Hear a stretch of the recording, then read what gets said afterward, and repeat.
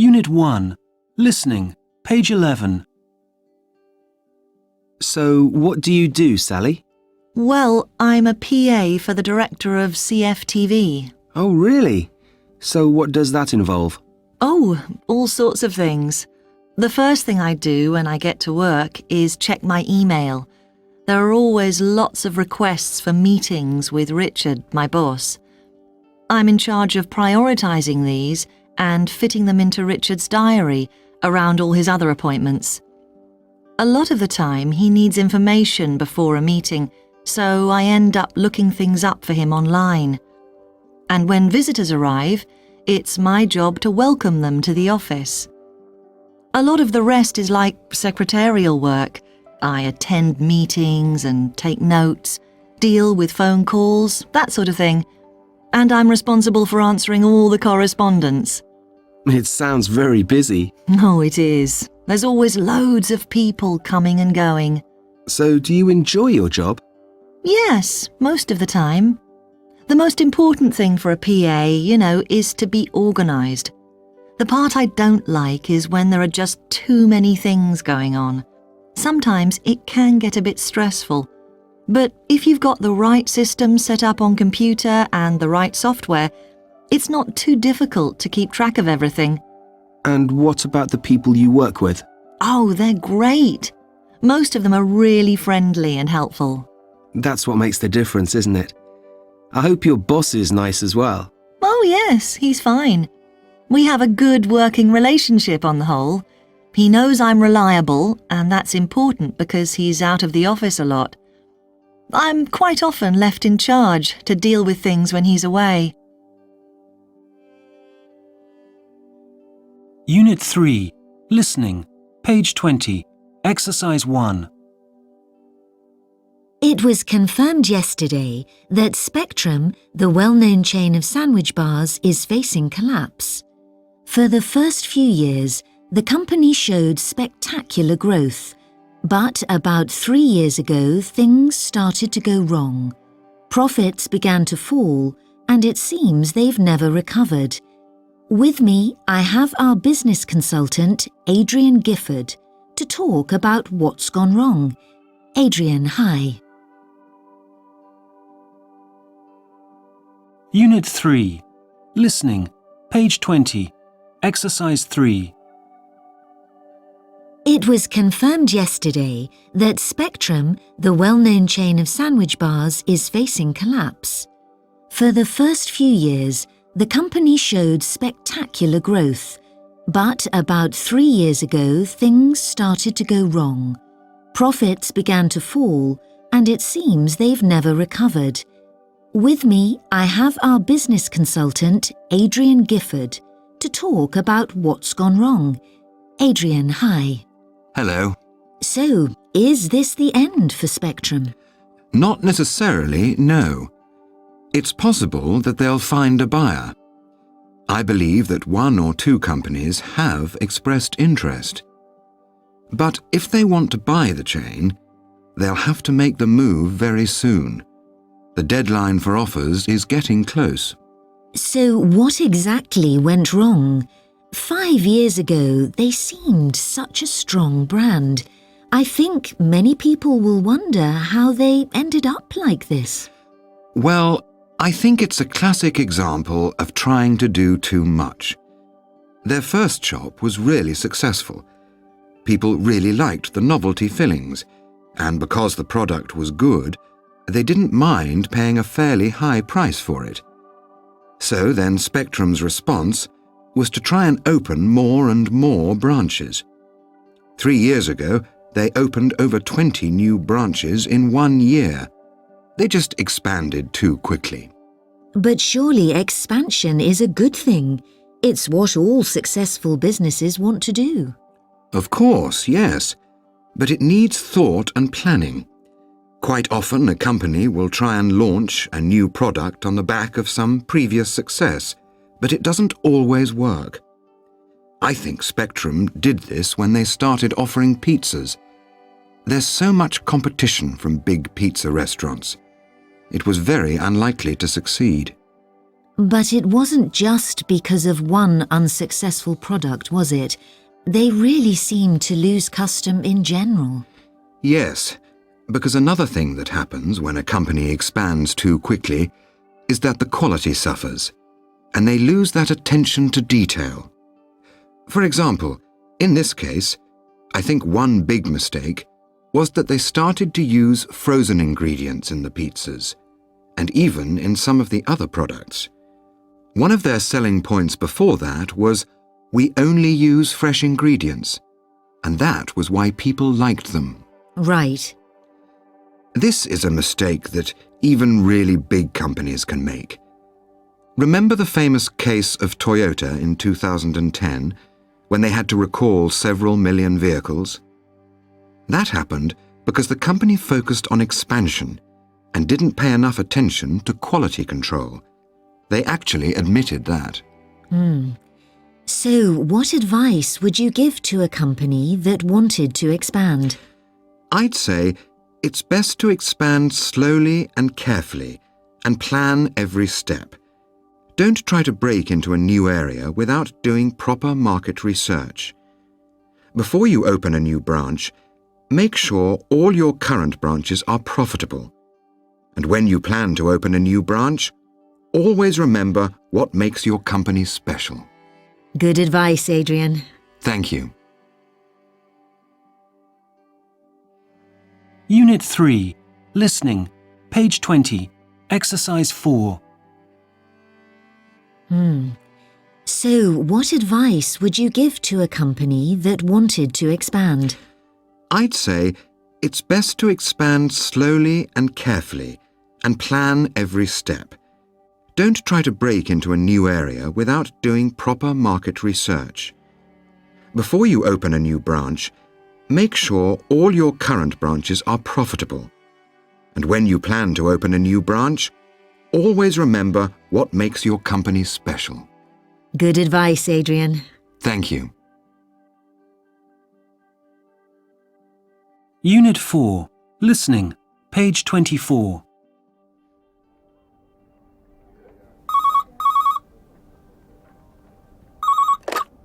Hello? Hello, can I speak to Adam Massa, please? Speaking. Hello, Adam. It's Marisa here. I'm a friend of Jeff. You might remember me. We met at his birthday party last year. Oh, yes. Hello, Marissa. I hope you don't mind, but I'm ringing because I know you work for National Bank. Yes, that's right. I've been with them for the last 6 years. Well, I'm thinking of applying for a job there. I wonder if you could tell me a bit about it. Is it a good place to work? Well, it depends. It was rather different when I started there 6 years ago. I don't know if you know, but 2 years ago there was a merger. Yes, I remember. So, did the place change after that? Well, yes. I think it changed the culture rather a lot.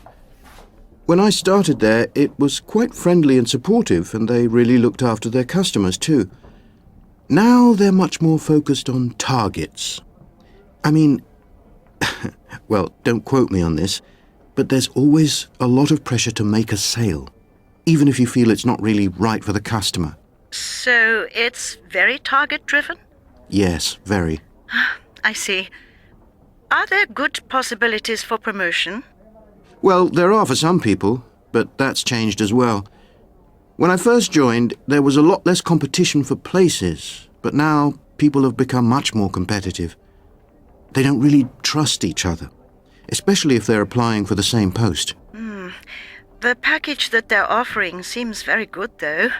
It's better than my current salary. Oh, yes, that's true. You get a lot of benefits that you don't find in many other companies.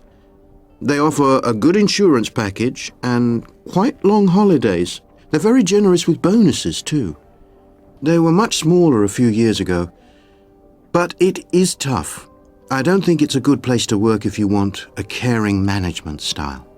Right. I'll need to think about whether I really want to apply now. Anyway, thanks for that, Adam. It's very useful. You're welcome. And if you apply for the job, good luck. And let me know if you want to know anything else. Thank you.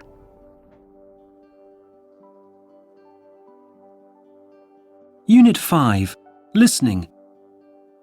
I think something like this would be good. Yes, I like the style. Perhaps 2 of them along the back wall? Is there enough space? I think so. The room's about 450 centimetres wide, and this is only 180 centimetres. I didn't just mean the width, though. Remember, we've got to have enough space in the room for all the clothes hangers. I think this might stick out too much. The depth is 40 centimetres. I think it'll be fine. I still wonder if shelves on the wall would be better. It won't look so funky, I know, but you could display a lot more. How big are those cubes? 180 divided by 5. So I guess that's... each one is 36 centimetres across. And the total height of the unit is 112 centimetres. So if you divide that by 3... We could still display a lot more on shelves, you know. Yes. We want something like this to display the poster in the window. How does it work? Well, there are 2 cables that you run from the top to the bottom, and then you attach the posters to it. Ah. How long are the cables? Each one is 320 centimetres. The window can't be that big, though. It can't be more than about 250 centimetres. No, but they're adjustable. You can adjust them to whatever length you want. Unit 5. Listening. Page 30. Exercise 4.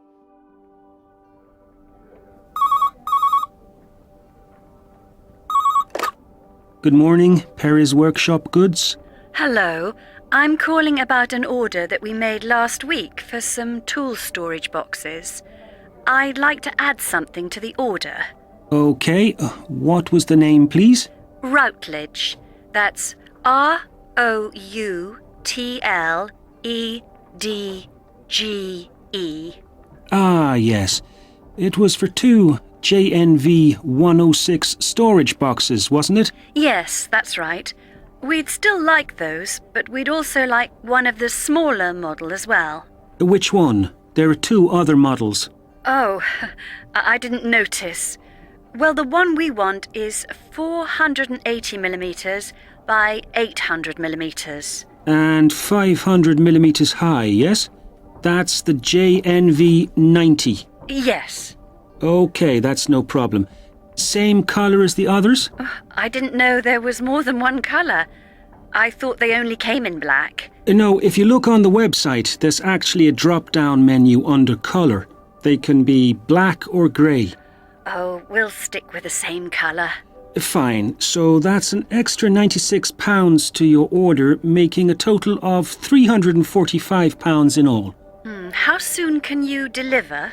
Well, we can send your original order within the next day or so you could get that by the 15th of July. The only thing is the JNV 90 isn't in stock, so it will take a bit longer. It would be the week beginning the 19th of July. Okay. Well, you can deliver them all together. That'll be fine. Okay, I'll just process this additional order and we'll send it all when the JNV 90 comes in. Thank you.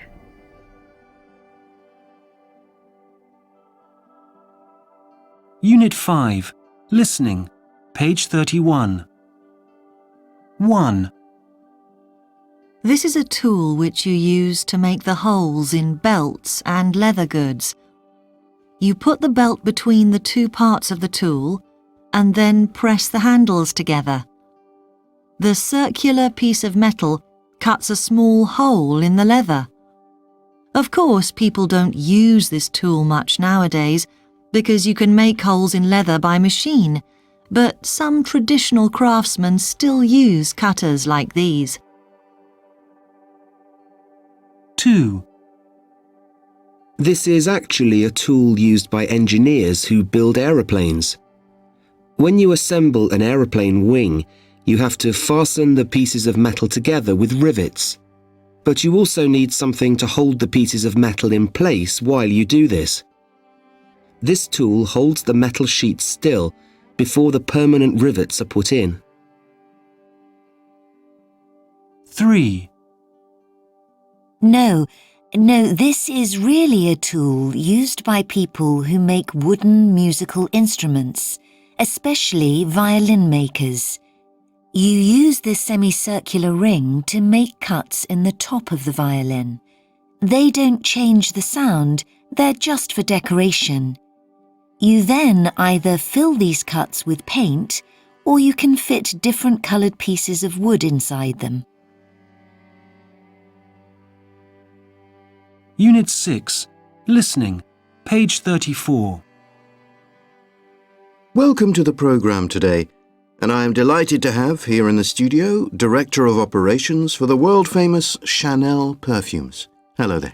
Hello, it's nice to be here.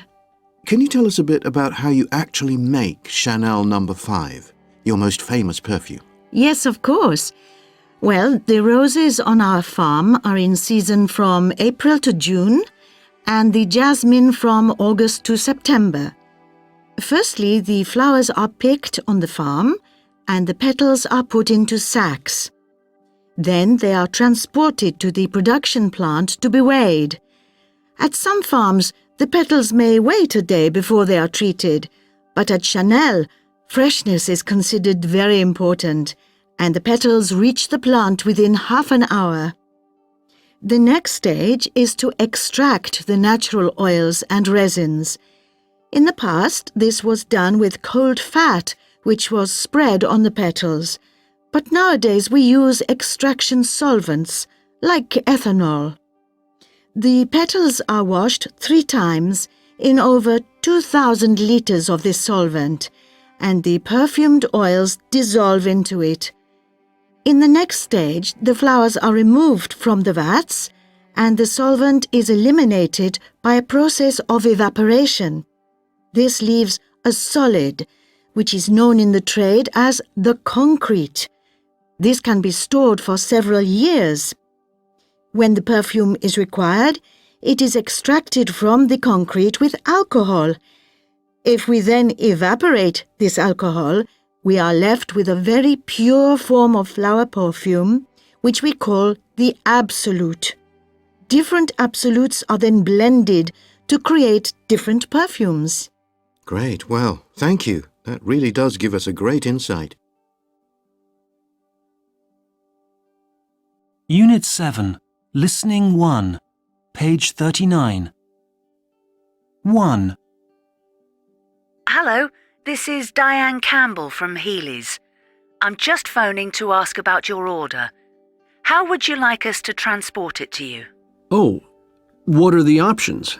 Well, we usually use road or rail freight unless it's urgent, in which case we can send it by air. No, it's not that urgent.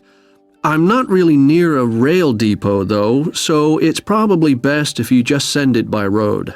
Okay, we'll get that off to you this week. 2. Good morning, this is David Harrison from Jute's Office Supplies. I'm just phoning to let you know that we now have the 3 digital projectors that you ordered. We've looked at our delivery schedules again, and we'll actually be able to deliver them to you this afternoon, not tomorrow morning, as we said earlier. We haven't heard anything about the laser pointers yet, but hopefully they'll be with you next week. 3. Hello, this is Zakia Hadi from Yellen's. I'm phoning about the stationery order that we placed about 2 weeks ago. We received 1 delivery last week, but some of the items like the ink cartridges were missing. We received another parcel today containing ink cartridges and windowed envelopes, but the invoice also lists address labels and they weren't included. I presume that's a mistake, so could you get back to me today, please, and let me know when you can deliver the rest? Thanks. 4. Good afternoon, Celia Jewellery. Good afternoon. This is Hilda Ringo from Holgersson in Oslo. I'm phoning about the order that we made for 100 watches in the new Starburst design. We've just received a phone call to say that they're stuck in customs. Apparently, the packing list isn't correct and they won't let them through. Oh, I don't know what's happened there. We'll have to get on to our freight forwarding agent, as they're looking after that side of things. Let me follow this up here, and I'll get back to you as soon as I can. Thank you. Unit 7.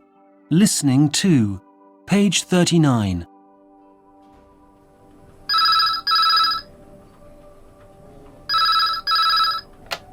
Sales department. Good morning. My name's Selina, and I'm phoning from Khalil. We placed an order over 3 weeks ago for some industrial paint, but we've not heard anything since. I'm just phoning to check you received the order. Right. What was your company's name again? Khalil. That's Khalil. Do you know your account reference number? Well, the one I've got here on a previous invoice is ZS431. What exactly did you order? It was the new heavy-duty car paint that's advertised in your catalogue. Colour number A535. And when did you place the order? Well, we phoned on the 18th of April, and the order form is dated the 19th. As far as I know, it was sent to you that same day. OK, hold the line please, and I'll see if I can trace the order. One moment. Hello? Yes? We did receive the order. Apparently, there have been a few problems with the supply of that colour, so we've had a backlog of orders. However, that has all been resolved now, and the paint should arrive next week. So we should get it on Monday the 18th? Well, more like midweek. It should certainly be with you by Wednesday the 20th of May. Could I have your extension number, please, just in case there are any more problems? It's 375. And if I'm not here, you can call John Cooper on 398. And sorry, what's your surname? Oh, it's Selina McPherson. That's MacPherson.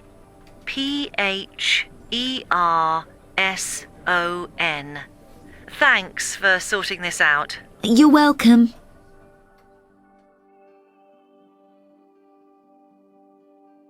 Unit 8. Speaking.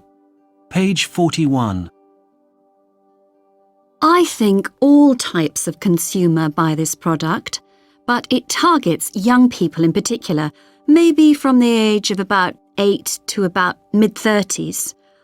It's a very international brand. You can see it pretty much everywhere. I'd say it's associated with being young and active because the company support a lot of sports events.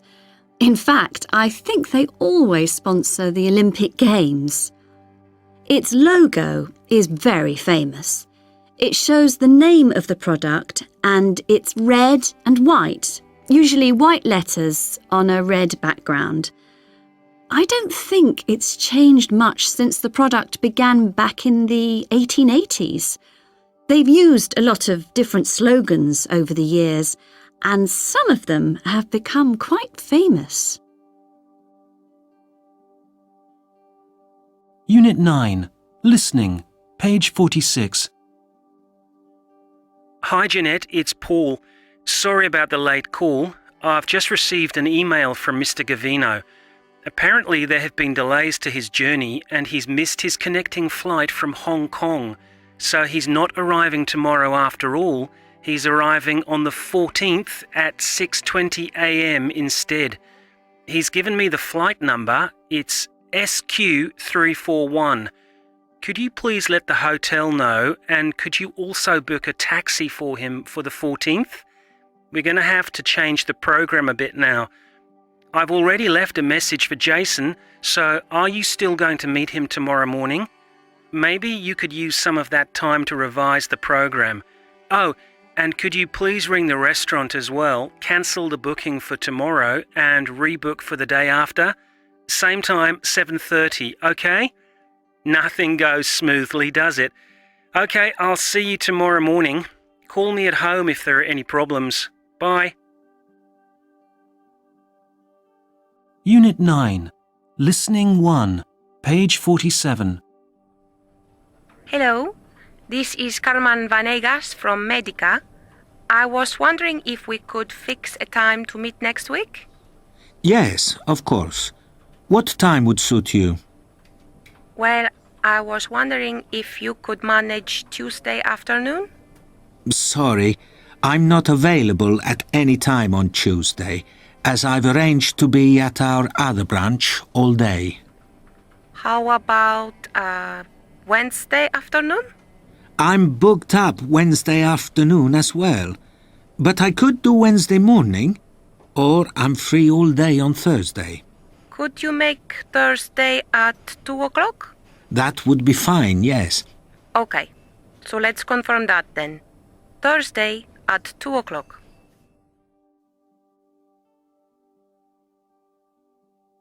Unit 9. Listening 2. Page 48. 1. Peter, could you see if you could change my flight on Thursday? I've got an appointment at 11:30, so I really won't be able to leave until mid-afternoon. What time do you have to get there? Well, I'd like to be there by 6:30, if I could. Shall I see if I can get you onto the 4:20 flight? That would be great. Thank you. 2. Miss Cazale's train gets in at 2:10, so could you drive down to the station after lunch and pick her up? The problem is I'm seeing Simon at 2 o'clock to discuss the programme. She could get a taxi, couldn't she? Or she could even walk if you gave her directions. What, carrying a heavy bag? No. Anyway, Simon isn't here today. Isn't he? No, he phoned in sick earlier on. Oh, OK, I'll pick her up then. 3. We have a visitor arriving on the 26th, so could you please arrange a meet and greet at the airport? It's KLM flight number 459. What name is it? Well, I'm not quite sure how you pronounce it, but it's spelt BULKIEWICZ. One moment. That's BULKEIWICZ.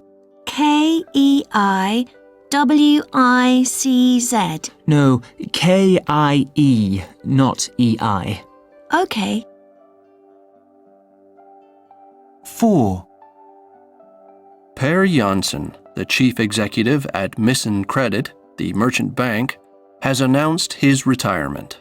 His place will be taken up by Yolande Haseman, currently chief financial officer.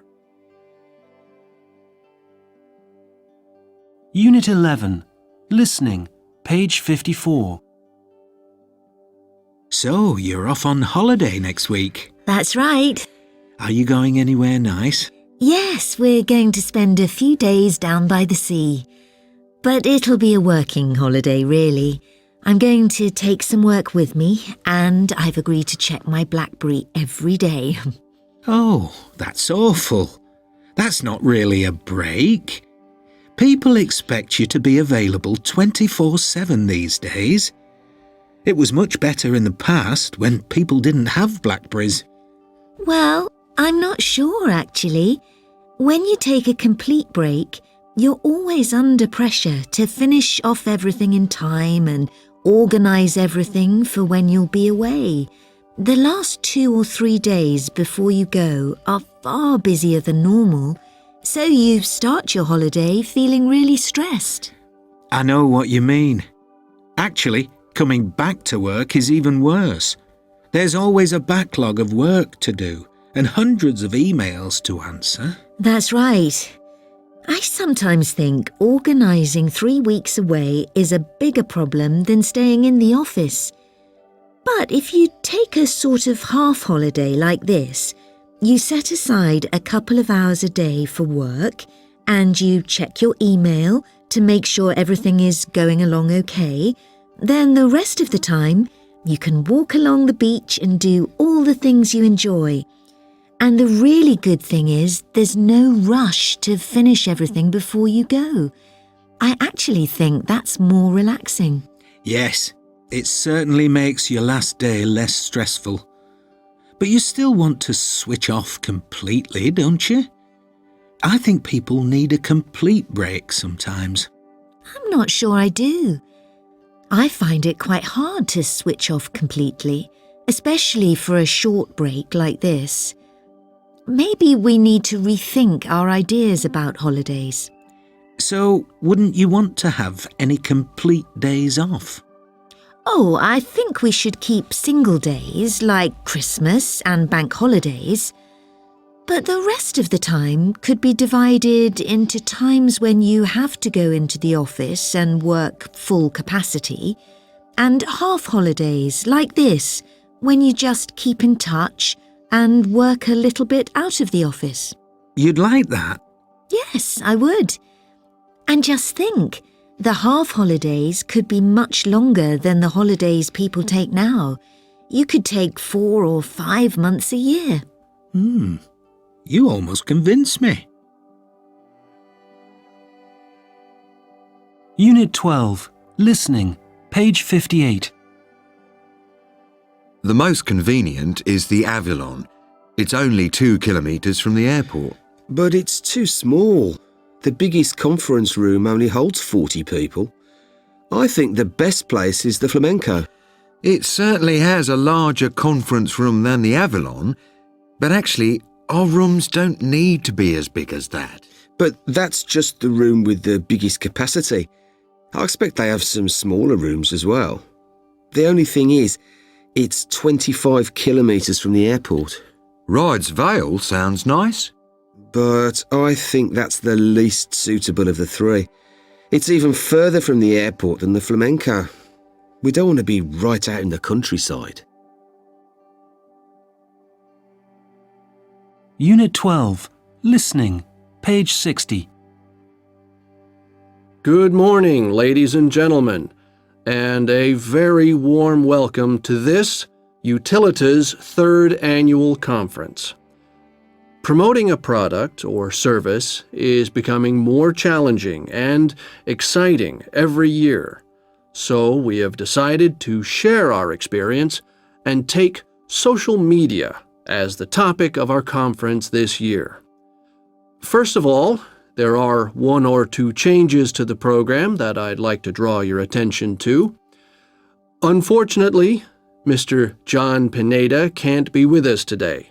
So instead of his session on measuring TV audiences, Ms. Stefania Volksman will be giving a talk on mobile phone app advertising. The other main change is that Mr. Tim Shee's talk on the consumer as boss has been moved from the green room downstairs and will now take place in the west room. Our final session tomorrow afternoon will be a discussion panel with our key speakers. That will be here in the main theater at 2 o'clock. We are expecting a large audience, so I advise you to make your way from the main hall as soon as lunch is finished. Inside your welcome pack, you'll find a short feedback questionnaire. I'd be grateful if you could fill it in at the end of the conference and drop it into the box by the coffee shop. If you need a new feedback form, then you can get one from the stand next to the reception. That's where you can also get your free souvenir, which this year is a very nice digital clock for your desk. Put it next to the mouse mat that we had last year. Last but not least, we intend to make a contribution to the literature available on social media marketing by publishing this year's conference proceedings in a book. This should be available in June and will be called Sales Talk. We also intend to publish shortened versions of some of the presentations before that online. You'll be able to find these on our website, hopefully from April. Just click on the link entitled Conference Papers. Ladies and gentlemen, I'd now like to hand you over to our first speaker, Dieter Peach. And once again, thank you all for coming here today. Unit 16. Listening. Page 78. 1. Last year, I was appointed to lead the marketing group for a new international agricultural product. The company wanted to create a team who knew about our different target markets, so they brought in a whole variety of people, all from different countries. The challenge was to get them to work well together. We started off with a training day when we gave them questionnaires to get them talking about different cultural issues, and then went on to how we might relate these to our marketing strategy. It went well, and we had a really successful product launch. 2. We have to work with people who are based in different countries, so we often end up as part of a virtual team. We communicate through conference calls and video conferencing. I know some of my colleagues have found virtual teams like this a really positive experience, but for the 2 teams I've worked on, it's been disappointing. It was always difficult to contact people when you really needed to, and people often didn't seem to know what the rest of the team were doing. 3. We've just acquired a well-established company in Trinidad, which we're all quite excited about. We want to recruit some of the new staff locally, if we can. The most important thing for us is to find someone local to be in charge of personnel. We feel they'll be able to recruit more local talent than someone who is just relocated from this country. 4. There are lots of opportunities for working overseas in my company, and so last year they introduced a new way of evaluating the management team. All the usual criteria for performance are still there, but they also rank you according to how willing you are to move. So at the top, you have people who are happy to relocate overseas, even for a long period, then people who will do it only for a short period, and then at the bottom, people who don't want to move from their home base. So now, when a new overseas opportunity comes up, management know immediately who might be able to take it. Unit 13. Listening. Page 67. Exercise 4. And has the job changed at all since you started? The job has changed enormously simply because I've learnt what the job involves.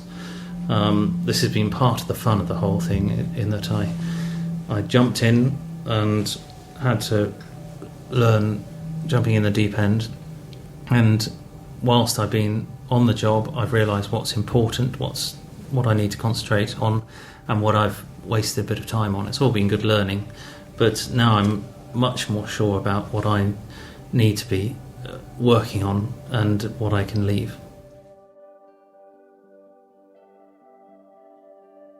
Unit 14.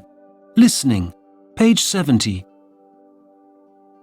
I have with me Tara Brandon from Business Companions, a consultancy which trains business executives in cultural issues. Tara, perhaps first of all you could tell us a little bit about the kind of training you give. Well, basically we deal with cultural awareness. It covers obvious things like when holiday periods are in different countries, but also attitudes to time, dress, and all those things which will help you make a good impression when you're dealing with clients or colleagues in another country.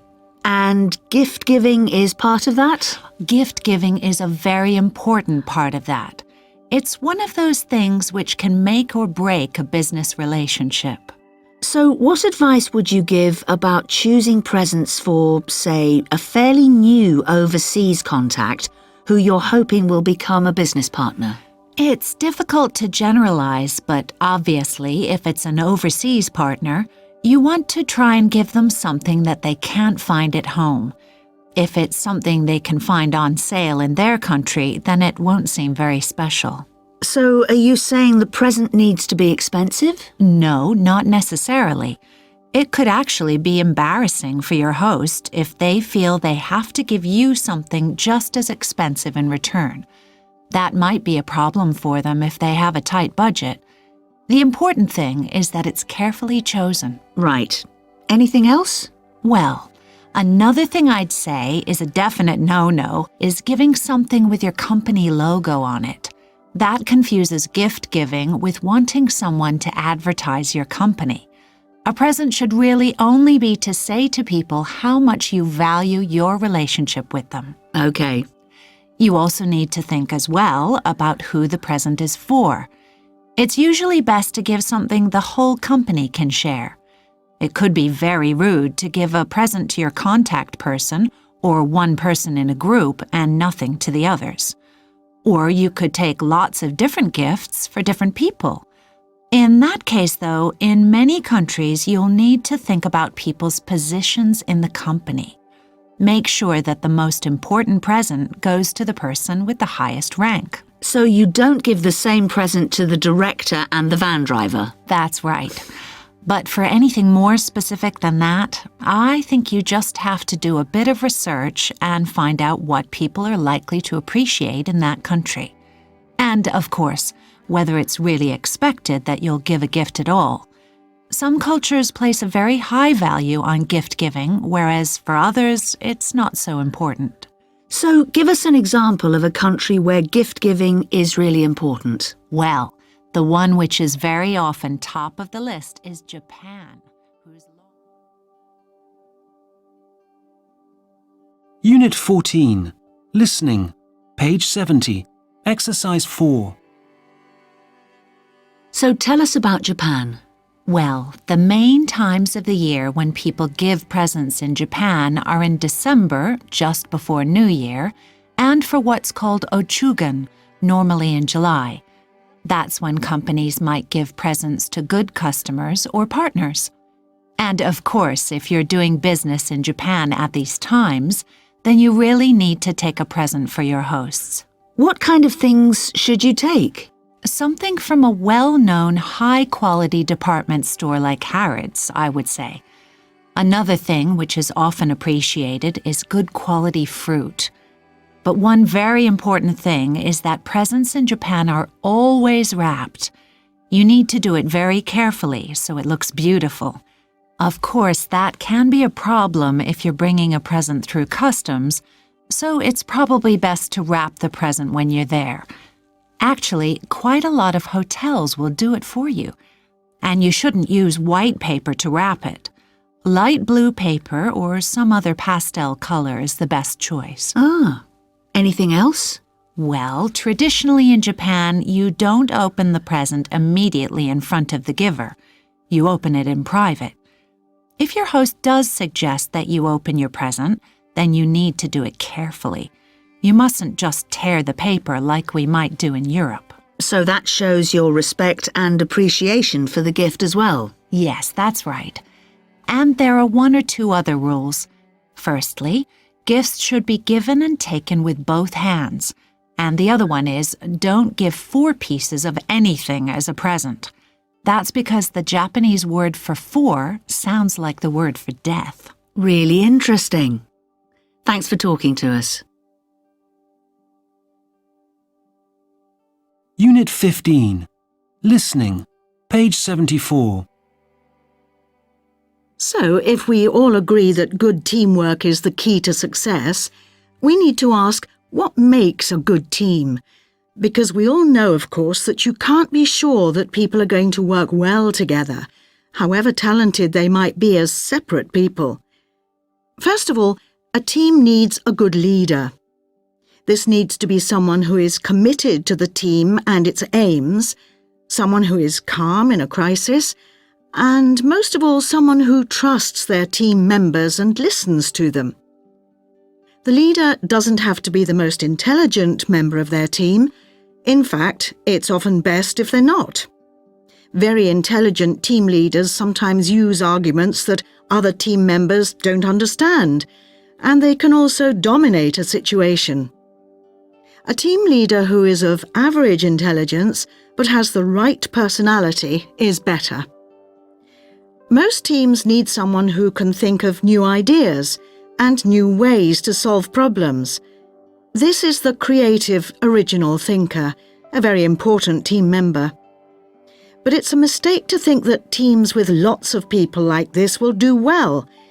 In fact, you'll probably get a lot of fights and arguments that way, because creative, imaginative people are not always good at understanding or working with other people's creative ideas.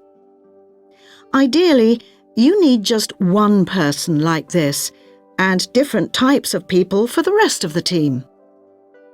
This brings me on to the most important principle of team building.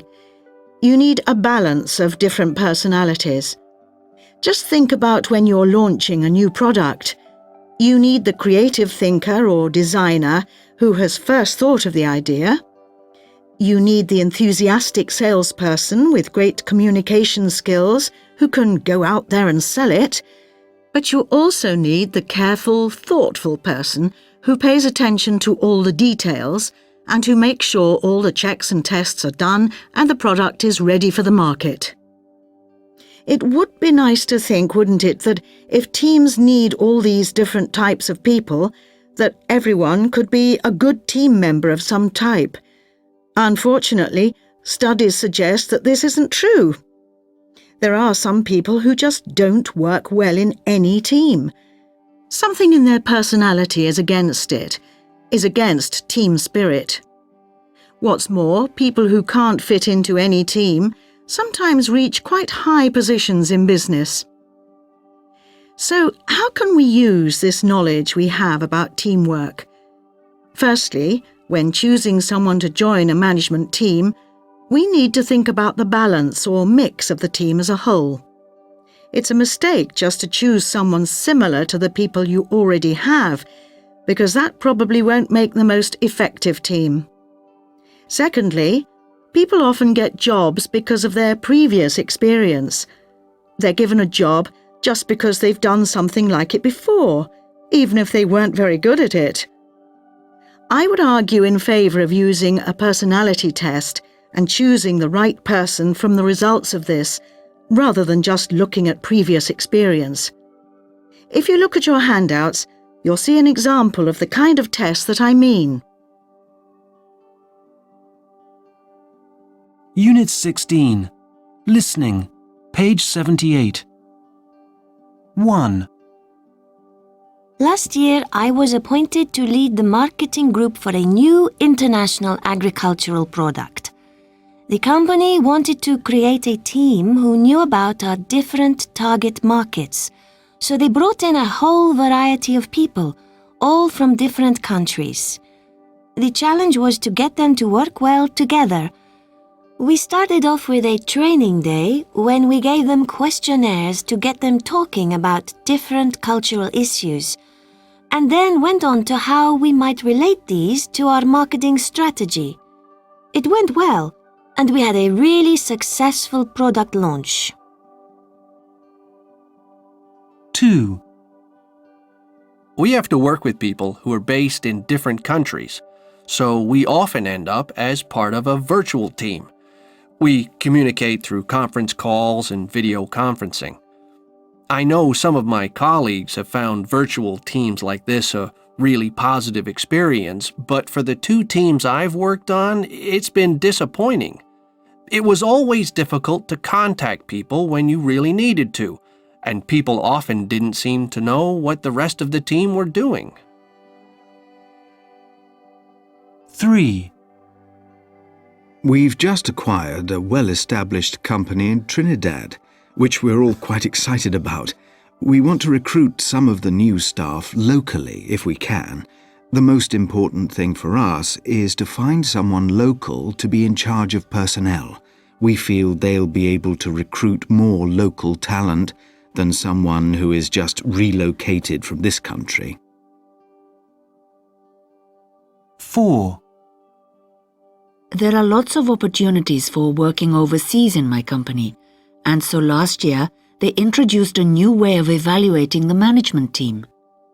All the usual criteria for performance are still there, but they also rank you according to how willing you are to move. So at the top, you have people who are happy to relocate overseas, even for a long period, then people who will do it only for a short period, and then at the bottom, people who don't want to move from their home base. So now, when a new overseas opportunity comes up, management know immediately who might be able to take it. Unit 17. Listening. Page 84. 1. Anyway, here are the figures for this month. Sales of ladies' handbags are down on last month, but executive products like briefcases are still doing very well. I have to say I'm very disappointed with our new range of leather jackets.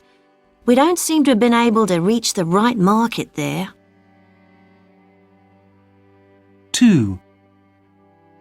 Our sales showed a strong performance in the last quarter. They dropped slightly in January after the Christmas rush, but recovered in February, and as we can see, that upward trend continued until the end of March. 3. So, turning now to our markets, we can see that there has been a sharp increase in our sales in Asia over the past 5 years. It now makes up about 35% of the total, so it has not quite overtaken Europe, which is still the best performing region, but we have definitely made big inroads. However, sales in America remain well below the other two regions. 4. This isn't really what I expected. I thought the peak would be around mid-morning on Saturdays. But actually it's later, around 2 or 3 in the afternoon. Yes. Late afternoon is a slow period, but then things seem to pick up again at around 7 o'clock. 5. So what were the sales figures like for October? Still not very good, I'm afraid. It's worrying. We usually see a big increase after August. Isn't there any improvement at all? Yes, they are slightly higher than September, but it really isn't good enough. Unit 18. Listening. Page 87. Exercise 1. My name's Steve Keeley and I work for KPMG. I work in their restructuring practice and I'm a manager in that practice. So we work with stressed, distressed and failing businesses, trying to advise those businesses to either save and turn them around, or if that's not possible, to make the best of the situation that exists. And is this something that you'd always thought did you train as an accountant? Yes, I'm a chartered accountant. Unit 18. Listening. Page 87. Exercise 2. My name's Steve Keeley and I work for KPMG. I work in their restructuring practice and I'm a manager in that practice. So we work with stressed, distressed and failing businesses, trying to advise those businesses to either save and turn them around, or if that's not possible, to make the best of the situation that exists. And is this something that you'd always thought did you train as an accountant? Yes, I'm a chartered accountant. I think it must be very interesting, especially in the recession, that you're having to be quite helpful and creative with people, aren't you? Yes, because I work in restructuring, given the recession recently, we have been very busy. Our team's expanded somewhat and the flow of work is fairly constant. That's quite nice to be in something that is actually growing and expanding in that way. It's always very difficult to talk about our industry as nice, because obviously it's companies that are in trouble, so the fact it's expanding is not generally good news. Yes, and what particularly attracted you to KPMG, to this company? KPMG is one of the biggest accounting companies, so clearly it has a fantastic reputation and standing in the marketplace. It's one of the big four as they're known, so it's very prestigious, it's a very strong brand, it's a good name to have on your CV and to be associated with as an individual and going forward in your career. And anyone who's listening to this, what qualifications or training is necessary for someone who wants to work in this field? Well, in the broader sense of accountancy, in the UK you don't specifically need a degree in accountancy. You can come into the firm with a degree in any discipline, and the firm will actually provide all your accountancy training as you become a chartered accountant, which takes about 3 years, and there's various exams. More specifically to restructuring, you don't have to be a chartered accountant, but it's highly beneficial. So we do have people that work in restructuring from a very broad spectrum of backgrounds and areas. What kind of companies do you work with in your job, in your role? Because I work in the mid-market practice, we're not sector specific, so I work with a very broad range of businesses, and it very much varies as to what companies happen to be in distress at the time. I mean, over recent years, I've worked with hotels, with care homes, with retail businesses, with a golf course. So the spread is quite broad, manufacturing industries, printing. It is quite a broad spectrum. Unit 18. Listening. Page 87. Exercise 3. Do you have to be very careful about confidentiality if companies are showing you their figures, or is that just a given? There's very clear guidance around ethics and independence, so it's very clear that you have to be objective and professional, and issues like confidentiality are issues that we take for granted day in, day out, that there'll be information we are made aware of that is confidential to the business interests, yes. Not for talking about down the pub, for example. No, quite. Or just, oh yes, I know someone who worked there and blah, blah, blah. No, I'm sure that's the case. And do you think companies always tell you the truth? Well, it's always individuals rather than companies. An individual's truth can be a very much a shades of grey subjective issue. Certainly there are instances when people do not tell the truth, and that's unsurprising given the sector and space I work in. So because companies are in trouble, you come across companies in distress, and this isn't certainly not all the time, but there are times when we come across businesses where fraud has taken place, and therefore you get directors that are trying to be obstructive and are not trying to be helpful. But I would think that would be pretty transparent, wouldn't it? And you'd be able to tell that there was something that you weren't being told. You'd be amazed at the way that individuals and companies could hide information if they wanted to. I mean, you've got the classic example over the past few years of businesses like Enron and WorldCom that were committing fairly major frauds. Unit 18. Listening. Page 87. Exercise 4. What do you find most satisfying about your job? The most satisfying thing is probably when a job goes really well and a business that, when you first take it on, is in trouble, you work alongside the management and the lenders and come to a positive outcome, and the business is returned to a positive, profitable, cash-generative state and goes forward, and therefore no one loses any money, or the individuals involved don't lose their jobs and the owners don't lose their livelihoods, etc., etc. Those kind of positive stories are the most satisfying. Unit 19. Listening.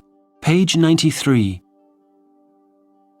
And can you tell me a bit about your job? My job sounds more complicated, I would imagine, than it is. It's investor relations and public relations for mining companies. The investor relations part involves taking clients to people who are potentially interested in financing their operations. So it's simply getting those two groups to meet up and hopefully come to an agreement. The other side is public relations, which is more media focused, spreading the story of the companies, the clients, through newspapers, through trade journals, television, radio, trying to get a positive message about the company across, and also, most importantly, getting it across to the shareholders of that company, the people who have already invested in the company. They want to hear that things are progressing, they want to hear what's happening in the future, so that they know their investment is safe and potentially maybe invest a little bit more. And are your clients, are they global clients, international clients? The clients are global in two ways. First of all, we categorise them by where they're listed on a stock exchange. So they might be listed on the London Stock Exchange or Australian, Johannesburg, across the world, but also where their assets are, where these are mining companies, so they'll have exploration licenses or mines anywhere from Mongolia to Mozambique to Chile. That's really interesting. So you're dealing, in fact, with lots of different people from lots of different cultures. Yes, that's why it's been very important for us to have a company that is global. We have offices dotted around the world, for example in Beijing and myself here in London. The point is to be able to bring a global approach to companies that are often listed in one part of the world, they have their office in another part of the world, and they have their mine in yet another part of the world. And what do you like about your job, particularly? I, as we've discussed, do find the industry very interesting. Mining is incredibly capital intensive. You need a lot of money before you even dig anything up. And at the same time, it's very risky. It's very hard to tell what you have under the ground, and it takes a lot of money to take what is an educated guess. But the rewards can also be huge. And the other part of it is that I, in effect, manage my own company. I'm part of a larger company, but I run the office here in London, and it's very exciting and interesting to be your own boss. And is there anything you don't like about it? I, at present, am working on my own here. The majority of the people working in the company are based in Sydney in Australia, so literally the other side of the world, and I do like to have people around me just for social purposes, and I always think it's good to have a good social atmosphere at work, which of course I don't have at the moment, but I work from home, which is a much bigger advantage than the disadvantage of not having co-workers. Unit 20. Listening. Page 94. I have with me Tara Ganesh, the Marketing Director of Entrepreneur, a business support service. Tara, hello. Hello. Perhaps you could begin by just explaining briefly what Entrepreneur does. Well, we are a service which offers advice and support for people who run their own business, especially people who are just starting up. We have a lawyer who can give legal advice and a marketing advisor who they can consult. And quite importantly, actually, we offer financial advice about all areas of business. Okay, so I've got this new idea for a product that I think is going to make my fortune. Oh. How do I raise the capital to get started? What are my options? Even today, I think the most common way to set up a new business is with your own money. People use their savings, and if they don't have enough, they borrow from family and friends. And that's still the best way, is it? In many ways, because it is so simple. But if family or friends are involved, you need to be very clear about what will happen if things go wrong and how you'll pay the money back. Even if it's someone close to you, you should still draw up a written contract. Yes, I can imagine there have been a lot of broken friendships over this sort of thing. But what if I can't provide the money myself? What's the best option? A bank loan? For the small business, yes, it's probably the best choice. But your bank manager will need to see a detailed business plan.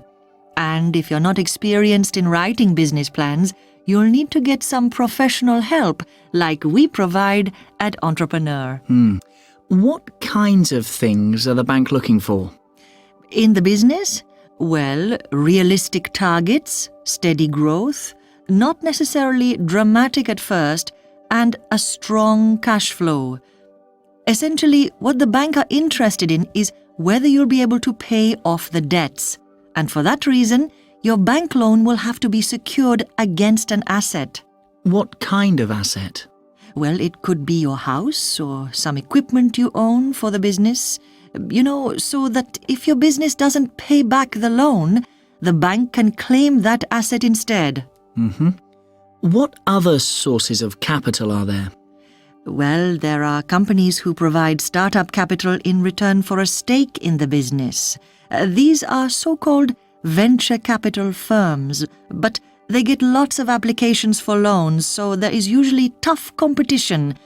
They tend to fund businesses which are involved in new technology, and they'll want to see a very high growth rate on your plan, 20% at least. Or you might find a business angel to provide the money. A what, sorry? A business angel. It's just someone who will invest in a startup company in return for a share in it. Usually it's someone who has already been successful with a company of their own. And how do I go about finding a business angel? It can be difficult. They don't usually advertise because they don't want to be flooded with applications. But there are angel investment networks you can go through. Tara Ganesh, thank you very much.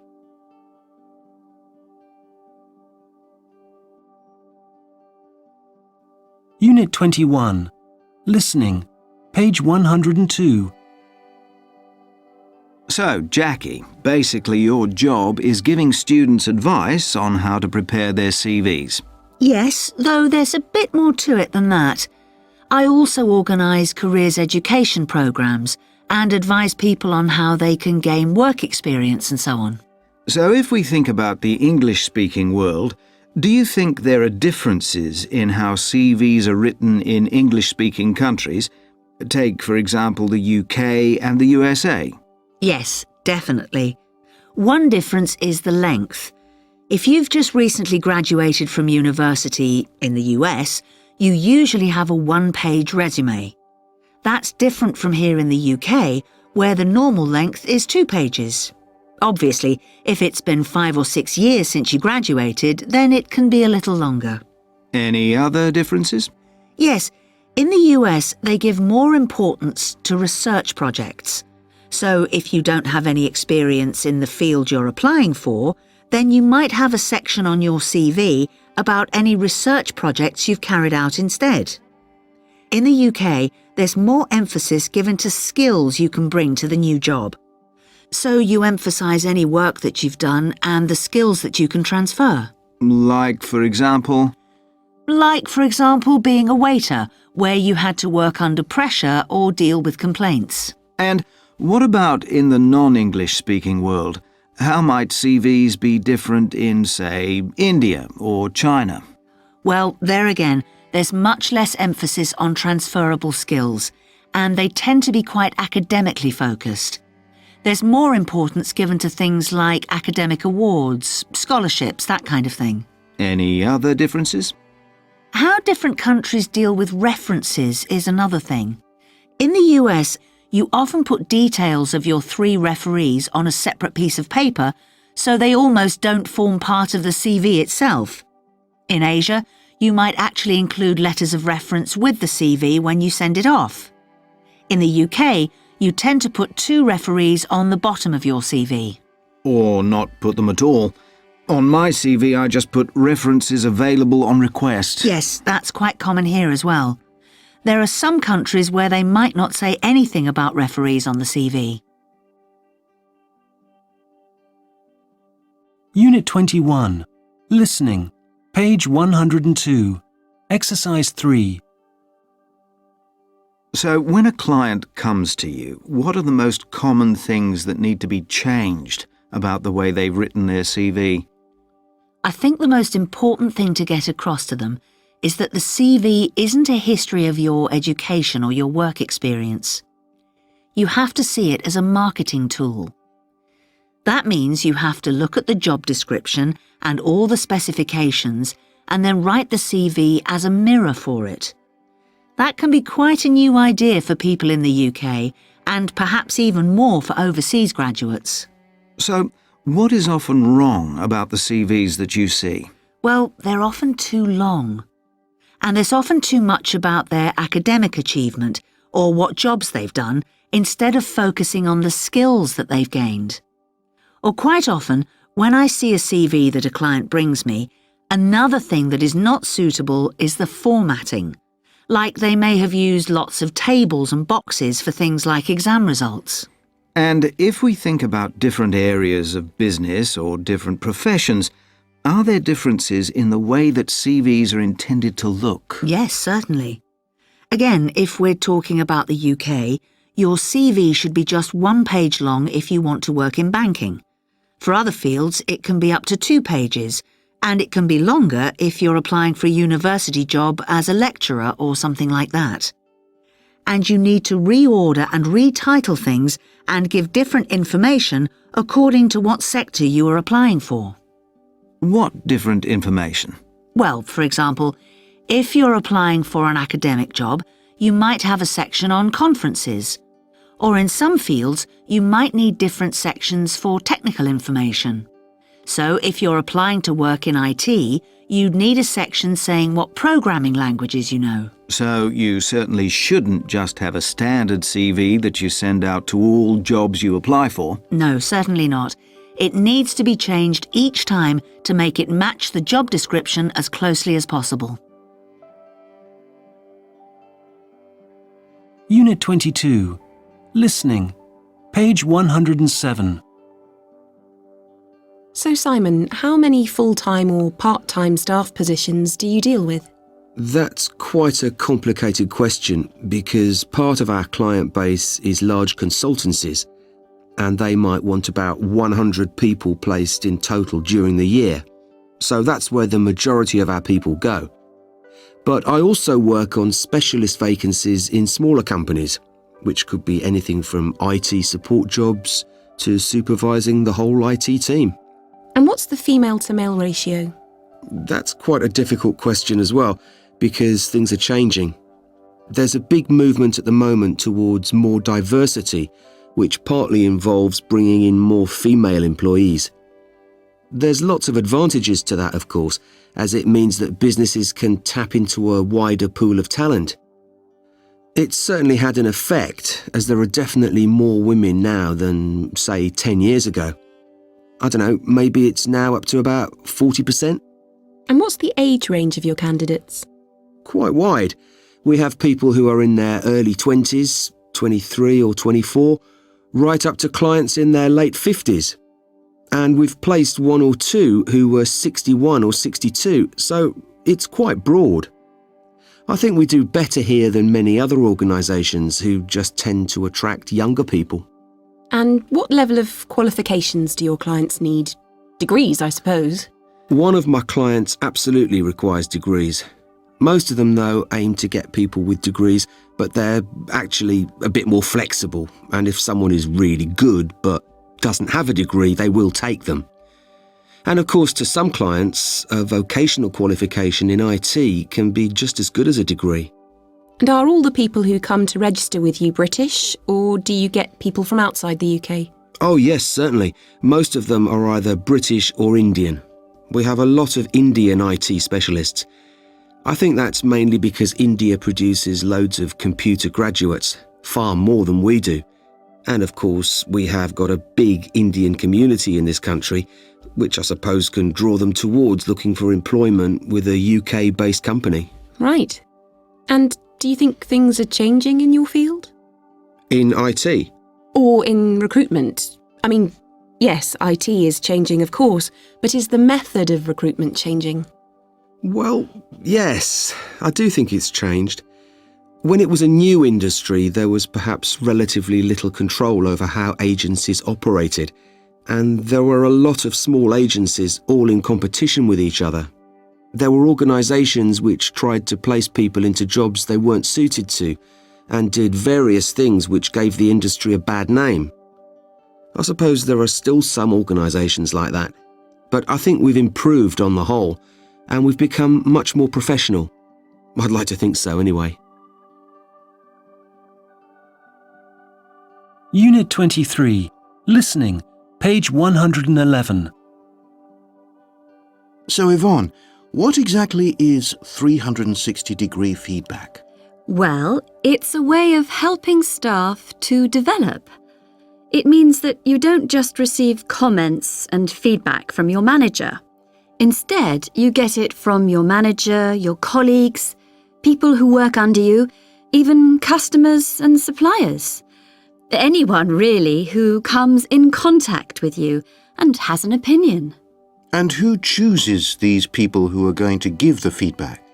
The employee's manager has to choose some, that's a rule, but I think it can be nice to make it a shared process and let the employee choose one or two colleagues or customers as well.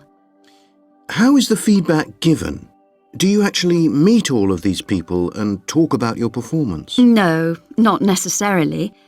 The feedback is on a form which lists the skills needed for your job. Appraisers give you a grade for each one. There's a space for them to write their opinion as well, which is often more helpful than just giving a number.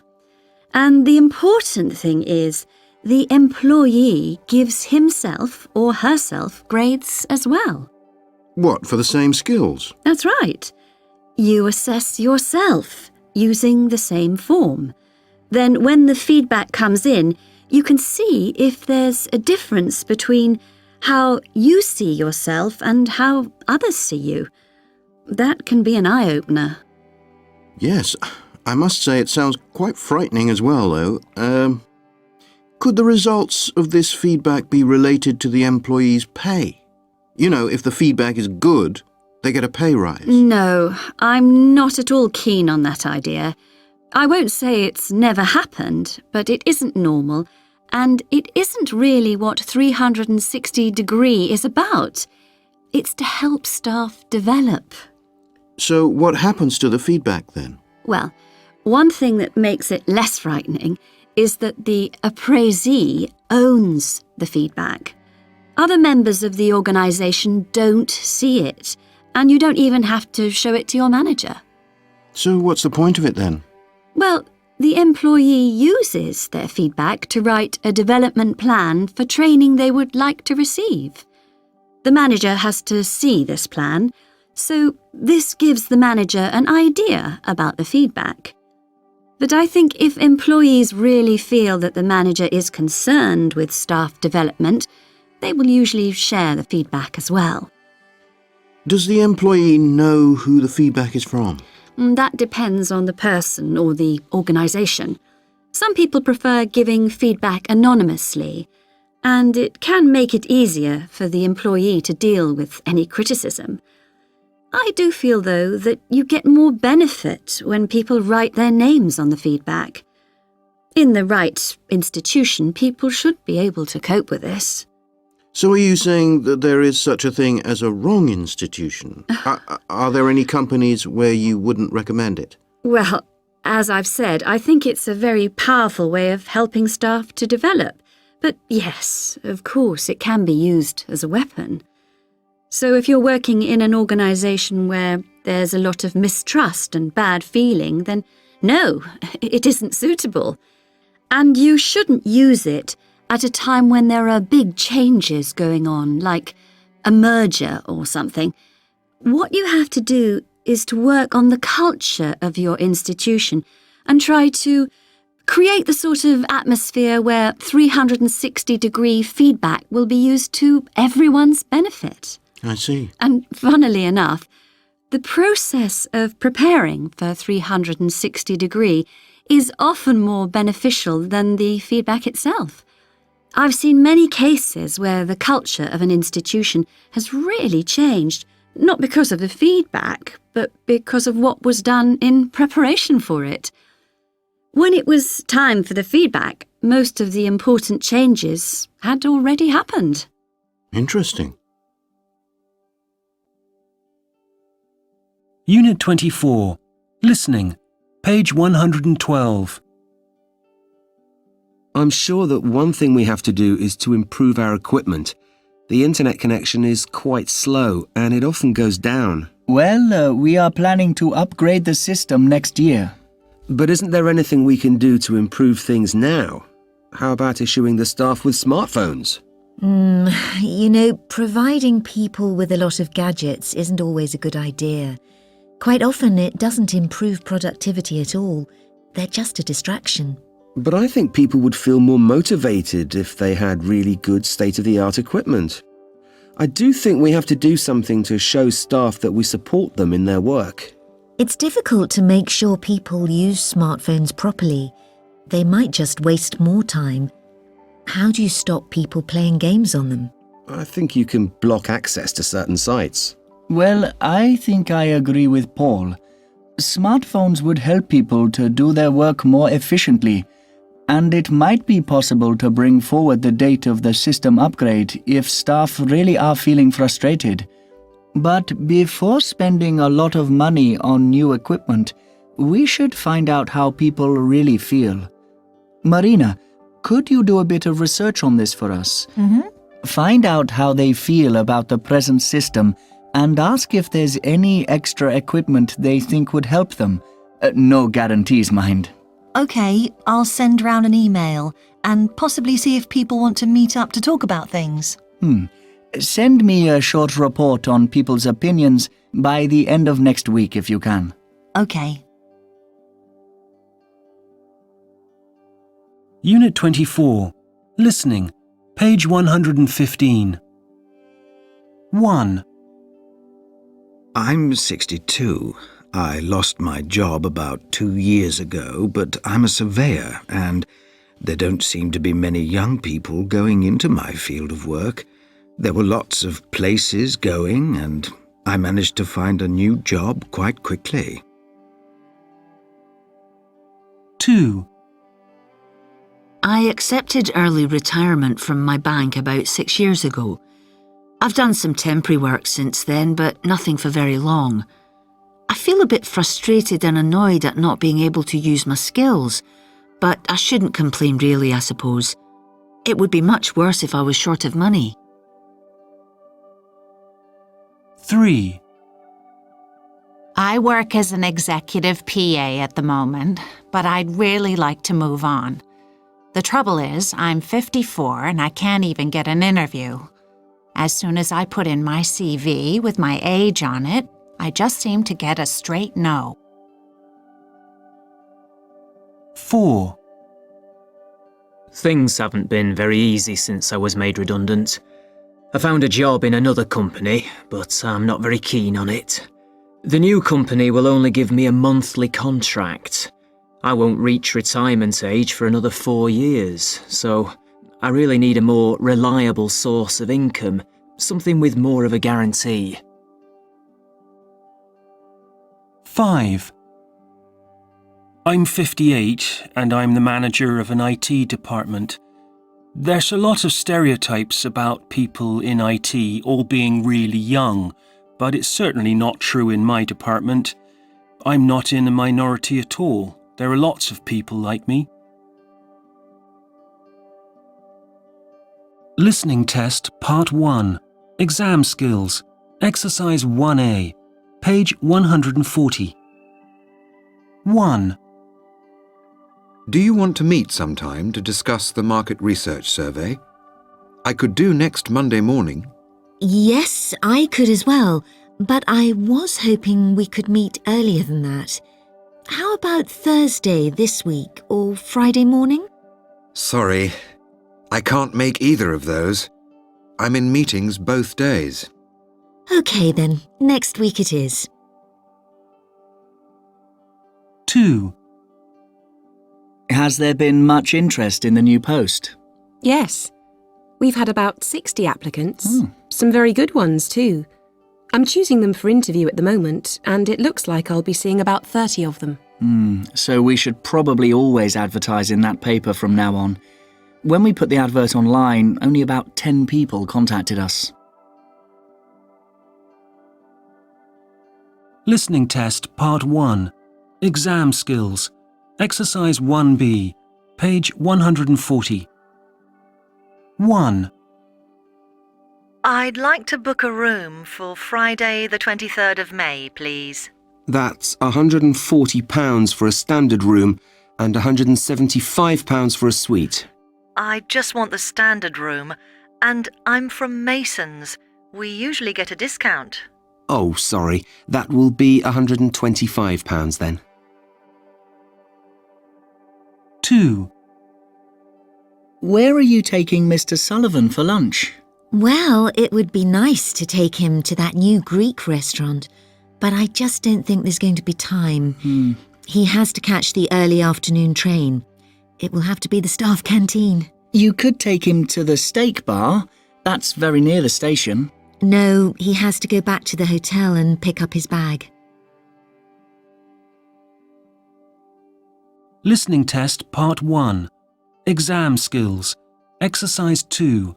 Page 140. 1. So have they finalised all these changes to the packaging for our chocolate drops? Well, they've decided not to go ahead with a lot of the changes. The design for the square tube was rejected, so it's still going to be round, and they're still going to have plastic lids.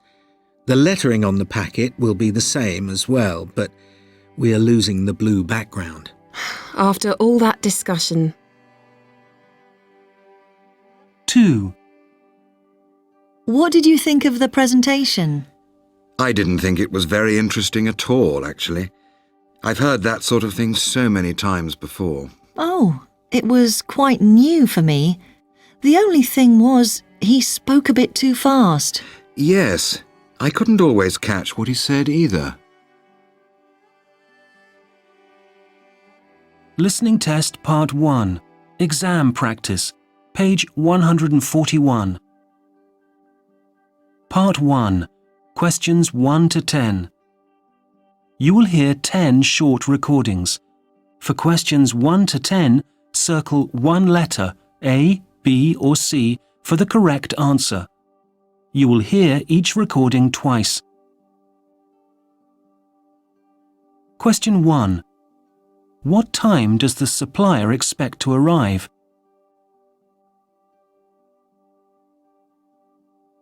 Stephen, you've got an appointment with a supplier who's coming here this afternoon, haven't you? Yes, at 2 o'clock. Well, he's just phoned to say he'll be here at 1:30. He hopes you'll be free. He has to catch a train at 3. Oh, well, that suits me better.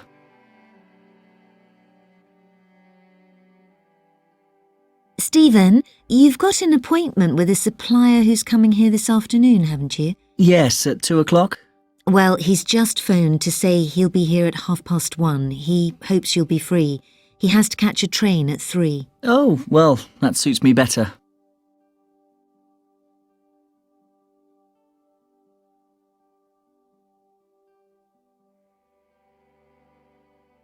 Question 2. Which product sales are falling?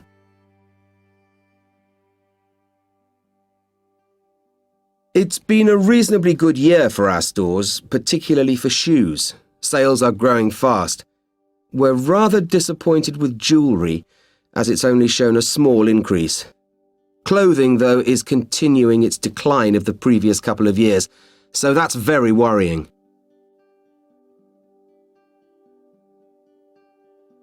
It's been a reasonably good year for our stores, particularly for shoes. Sales are growing fast. We're rather disappointed with jewellery, as it's only shown a small increase. Clothing, though, is continuing its decline of the previous couple of years, so that's very worrying.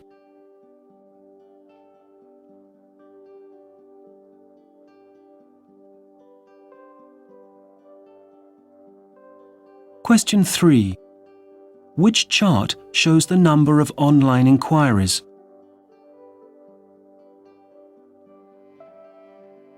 How's the number of online inquiries going? Well, we had around 11,000 in January, which was higher than at the end of last year, and that number increased in February. But it fell back in March to the same level as in January, which was disappointing.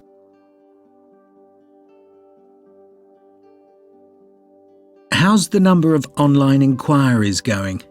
Well, we had around 11,000 in January, which was higher than at the end of last year, and that number increased in February. But it fell back in March to the same level as in January, which was disappointing.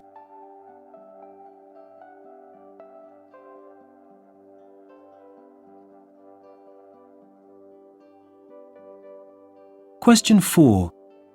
Which venue will be used for the conference?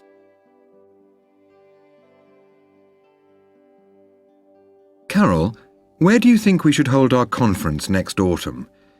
We were in Saxon Hall last year, and the service wasn't very good. No, and it was the same at Jeffrey's Hotel the previous year. The Leisure Centre offers facilities for outside organisations, and I've heard it's excellent. I suggest we go there. OK, I'll book it now.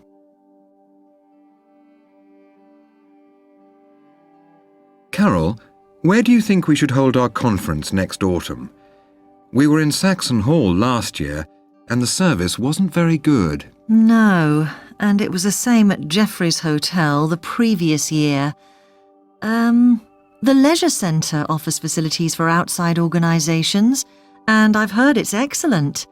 I suggest we go there. OK, I'll book it now.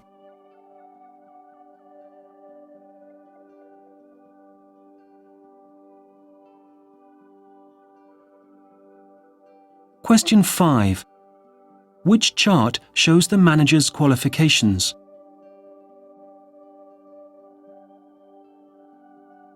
I'm pleased to say that an increasing percentage of our managers have professional qualifications. Almost half have a management qualification, up from a third 5 years ago, while those with a finance qualification are up from 20 to 25%. That still leaves nearly 30% with no professional qualifications, and we're aiming to reduce that figure to 20% in the next couple of years.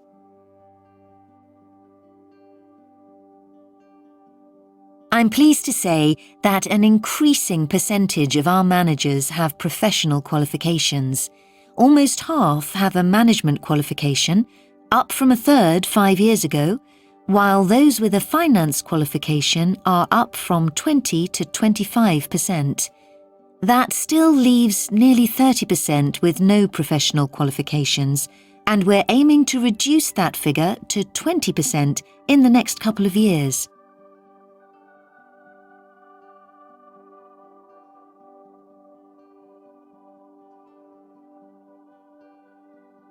Question 6. Which company has the woman applied to?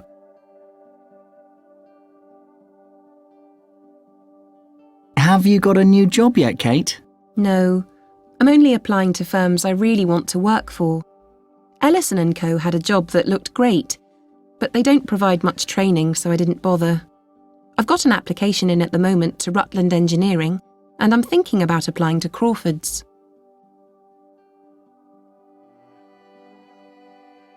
Have you got a new job yet, Kate? No, I'm only applying to firms I really want to work for. Ellison & Co had a job that looked great, but they don't provide much training, so I didn't bother. I've got an application in at the moment to Rutland Engineering, and I'm thinking about applying to Crawford's.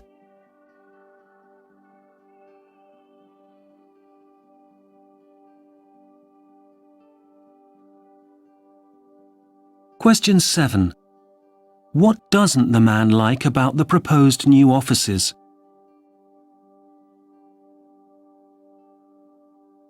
I'm not very happy about the new offices that have been proposed.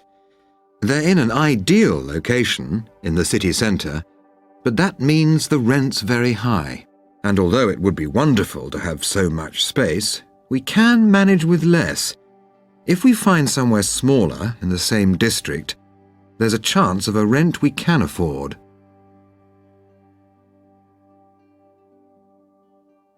I'm not very happy about the new offices that have been proposed. They're in an ideal location, in the city centre, but that means the rent's very high. And although it would be wonderful to have so much space, we can manage with less. If we find somewhere smaller in the same district, there's a chance of a rent we can afford.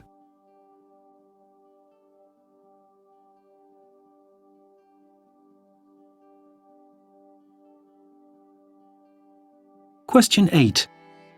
Who will talk to the new staff at 10:30?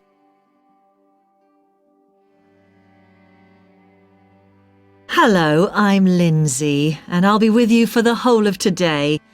Those of you joining the marketing department will meet your manager at 11 o'clock, and the production manager will talk to the rest of you at the same time.